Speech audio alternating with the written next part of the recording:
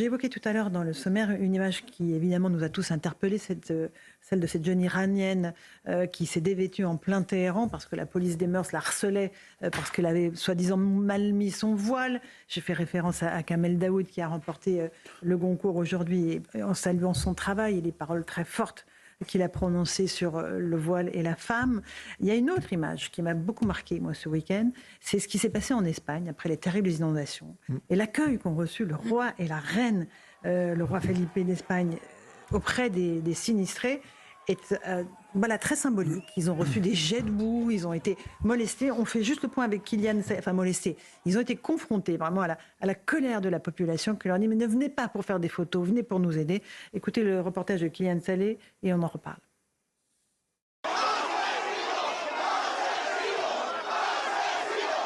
Leur visite aura duré moins de 4 heures. À leur arrivée, le roi Felipe VI et son épouse Laetitia sont la cible de jets de boue et d'objets. La foule les insulte et les bouscule. Dans une cohue générale, la police les protège avec des parapluies. Le roi échange avec des habitants furieux. Ce n'est pas possible, ce n'est pas possible. C'était connu et personne n'a rien fait pour empêcher cela. Personne. La visite dans cette ville sinistrée de la banlieue de Valence n'était qu'une première étape. Mais devant le chaos, le cortège royal a mis fin à son déplacement, car la tristesse des habitants se mêle à la colère contre le gouvernement et le roi. Felipe, ne sois pas fier d'être un Bourbon. Sois fier des gens que tu as, de la solidarité, de la façon dont tout le monde a réagi, sauf toi. Ras-le-bol.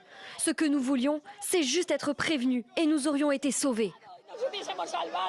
Le roi et la reine sont sous le feu des critiques, tout comme le Premier ministre Pedro Sánchez et le président de la région. Les habitants leur reprochent la lenteur lors des opérations de prévention et de secours. Pedro Sánchez a réagi en disant comprendre l'angoisse, mais en condamnant la violence. Voilà pour ce qui s'est passé en Espagne.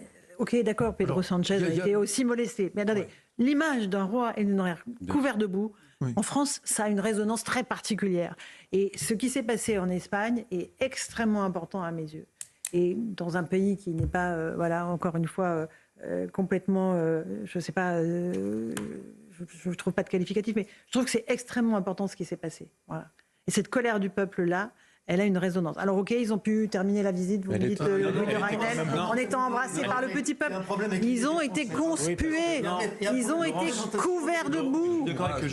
Ça n'est pas anecdotique. Pas tout le monde en même temps, c'est là, on ne comprend plus rien. Je peux juste rappeler le contexte. Ça ne s'est pas terminé comme ça. Oui, ça a commencé comme ça. Ça efface pas ce qui a commencé. Ça ne s'est pas terminé comme ça. Ils ont été, d'accord, bien évidemment, couverts de boue. Comme tous les officiels, ils ont été couverts de boue. La seule chose, c'est qu'ils ont continué.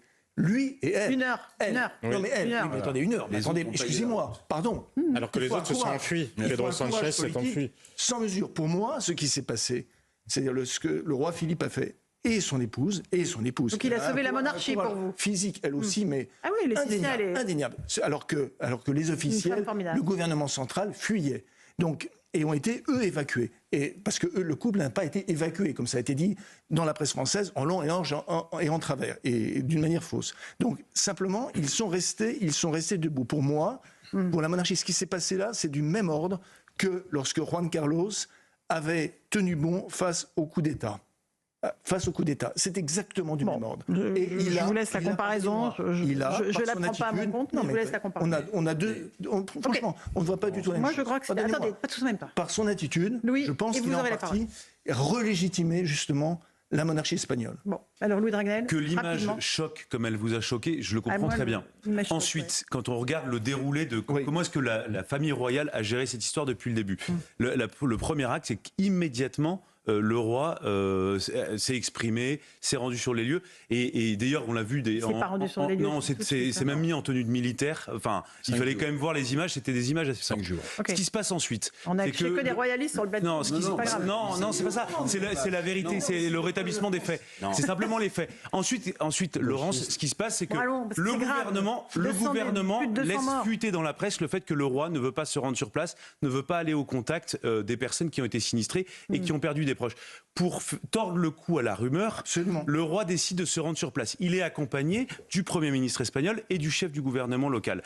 en réalité, quand il arrive, ce qui se passe, c'est que le chef du gouvernement, Pedro Sanchez, et le chef du gouvernement local... Vous avez entendu les témoins, enfin, vous n'êtes pas idiot, vous les avez entendus. Ils s'en prennent au roi. Alors moi, j'ai regardé beaucoup d'images, et globalement, c'était d'abord contre l'image du Premier ministre. Parlementaire. Le roi n'a aucun pouvoir. Et ensuite, pour terminer, Juan Carlos a quand même échangé, Felipe, excusez-moi, Felipe a échangé avec une personne qu'il avait insultée 10 minutes avant. Mais le symbole, vous connaissez la force d'un symbole. Un roi couvert de boue par son peuple. Le Premier ministre espagnol a été obligé de fuir. Pedro Sanchez a été obligé de fuir. Le roi Felipe et la reine Laetitia sont restés. Mais le sujet, c'est la décentralisation mal gérée en Espagne. Moi, je lui trouve un courage incroyable, flamboyant. À elle aussi. À elle aussi. Oui. Mais je vais vous dire, dessous tout ça, ce qui est dramatique, parce que vous avez plus de 200 morts, et il y a encore plein d'endroits où sans doute il y a des cadavres. Ouais. Mais il y a des parkings, c'est des cimetières flottants, c'est abominable. Vous avez la région de Valence qui est dirigée par le Parti populaire de droite. Vous avez le gouvernement de gauche à Madrid qui a tout fait aussi pour laisser cette région seule et plantée. Ça souligne aussi la désorganisation totale des services publics en Espagne. Et dernier point, il y a un conseil des ministres mardi, si j'ai bien compris, et ils décideront peut-être de l'état d'urgence pour Valence. Mais est-ce que vous voyez dans quelle situation est ce gouvernement... Là, ils n'ont toujours pas décrété le Non. Bah ça c'est vive les régions. Je cherchais le qualificatif pour parler de. C'est vive les territoires autonomes. J'ai trouvé désorganisé.